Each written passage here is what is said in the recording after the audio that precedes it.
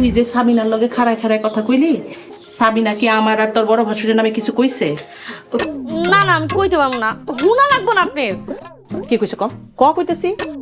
কিছু কয় নাই, হুনা লাগবো না। কইবি না তুই? ক কইছে কি কইছে?